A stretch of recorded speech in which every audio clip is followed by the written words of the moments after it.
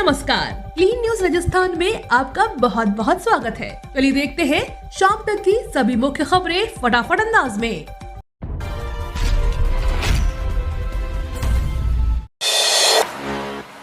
North east हवाएं हुई active, आने वाले दिनों में राजस्थान में होगी बारिश। राजस्थान के सीकर के फतेहपुर क्षेत्र में सर्दी का असर बना हुआ है। सर्दी से आमजन की दिनचर्या प्रभावित हो रही है।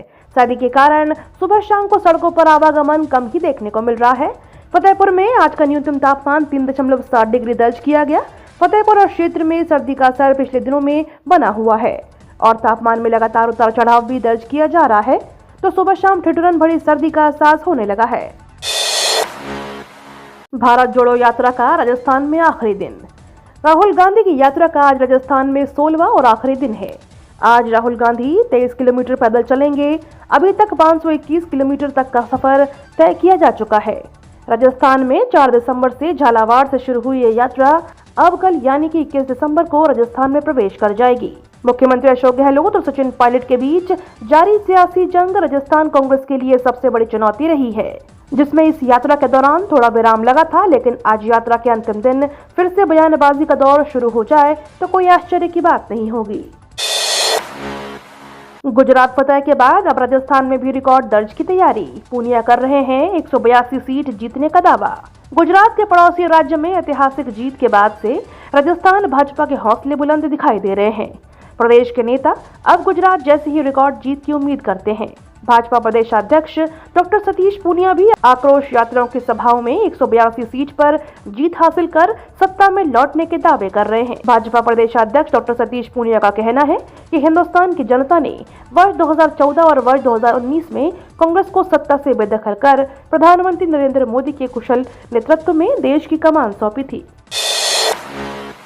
राजस्थान में 75 लाख परिवार को 500 रुपए में सिलेंडर। राजस्थान में सीएम अशोक गहलोत ने सोमवार को अलवर के मालाखेड़ा के जरूरतमंदों को 500 रुपए में गैस सिलेंडर मुहैया कराने की घोषणा की है। गहलोत की इस घोषणा के बाद राजस्थान सहित पूरे देश में इसकी चर्चाएं होने लग गई हैं। देश भर का बड़ा वर्ग इस पहल का स्वागत कर रहा है। राजस्थान में बीपीएल श्रेणी में है या फिर केंद्र की उज्ज्वला योजना के तहत एलपीजी गैस सिलेंडर लेते हैं, ऐसे ग्राहकों को यह सिलेंडर 500 रुपए में राजस्थान मुहैया कराएगी। फिलहाल साधारण तौर पर सिलेंडर राजस्थान में लगभग 1050 रुपए में मिलता है।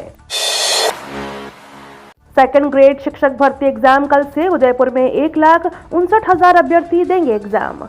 राजस्थान लोक सेवा आयोग की ओर से 21 से 27 दिसंबर तक सेकंड ग्रेड शिक्षक भर्ती परीक्षा होगी, जिसमें उदयपुर जिले में 1,59,659 अभ्यर्थी शामिल होंगे। इस बड़ी परीक्षा के लिए पुलिस प्रशासन ने अपनी तैयारी शुरू कर दी है। 2 शिफ्टों में हर दिन अलग अलग सब्जेक्ट का एग्जाम होगा। सुबह की शिफ्ट में 91,943 और शाम की शिफ्ट में 67,716 अभ्यर्थी परीक्षा देंगे। इसमें पहले दिन जीके व सोशल साइंस का पेपर होगा, दूसरे दिन जीके और हिंदी व तीसरे दिन अंग्रेजी व उर्दू विषय का पेपर होगा। गहलोत और पायलट से बातचीत के बाद बोले राहुल गांधी, जल्द मिलेगी गुड न्यूज। राजस्थान कांग्रेस में चल रहे अशोक गहलोत बनाम सचिन पायलट विवाद के बीच राहुल गांधी ने सोमवार को दोनों से एक साथ और अलग अलग मुलाकात की। बातचीत के बाद राहुल गांधी ने मीडिया से कहा कि जल्द गुड न्यूज मिलेगी। सूत्रों का दावा है कि राहुल गांधी ने दोनों से कहा कि वे अपने मतभेद बुलाए और मिलकर काम करें। राहुल गांधी की गहलोत और पायलट के साथ में और बाद में अलग अलग की गई बातचीत की उम्मीद जताई जा रही है कि राजस्थान में सीएम की कुर्सी की लड़ाई के लिए मच रहा घमासान शांत हो सकता है। बीजेपी में सीएम फेस की जंग, राज्य के आक्रामक तेवर बरकरार। राजस्थान में विधानसभा चुनाव भले अब साल भर ही दूर है, लेकिन बीजेपी में सीएम फेस की लड़ाई थमी नहीं है। पूर्व सीएम वसुंधरा राजे के एक तरफ आक्रामक तेवर बरकरार है, तो दूसरी तरफ उन्होंने उम्मीदों का दामन भी नहीं छोड़ा है। कभी वे राष्ट्रीय अध्यक्ष के सामने संगठन को साफ साफ नसीहत देती हैं, तो कभी आलाकमान पर भरोसा भी जताती हैं। राजे प्रदेश संगठन को पोस्टरों से बाहर निकलकर जनता के दिलों की जगह बनाने का 2 टूक संदेश देने में भी नहीं हिचकती हैं। आरसीए अध्यक्ष पद के लिए वैभव गहलोत ने भरा नामांकन। राजस्थान क्रिकेट एसोसिएशन के चुनाव का काउंटडाउन शुरू हो चुका है। मुख्यमंत्री अशोक गहलोत के बेटे वैभव गहलोत ने एक बार फिर आरसीए अध्यक्ष पद के लिए नामांकन भरा है। मंगलवार को वह अपनी बेटी के साथ जयपुर में एसएमएस स्टेडियम स्थित एसोसिएशन के दफ्तर पहुंचे। इस मौके पर उन्होंने अपनी 3 साल की उपलब्धियां गिनाते हुए कहा, राजस्थान में फिर से इंटरनेशनल क्रिकेट मैच का आयोजन होने लगा है। जल्द ही 2 नए स्टेडियम राजस्थान को मिल जाएंगे। इससे यहाँ के खिलाड़ियों को और बेहतर मंच उपलब्ध हो सकेगा। मुझे मुझे उम्मीद है कि सभी जिला संघ मिलकर राजस्थान के क्रिकेट को बढ़ाने में हमारा साथ देंगे।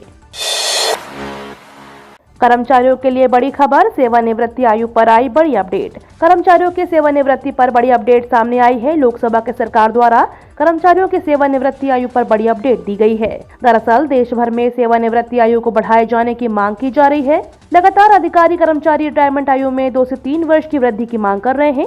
ऐसे में लोकसभा में उठाए गए प्रश्न के दौरान सरकार ने अपनी स्थिति स्पष्ट कर दी है।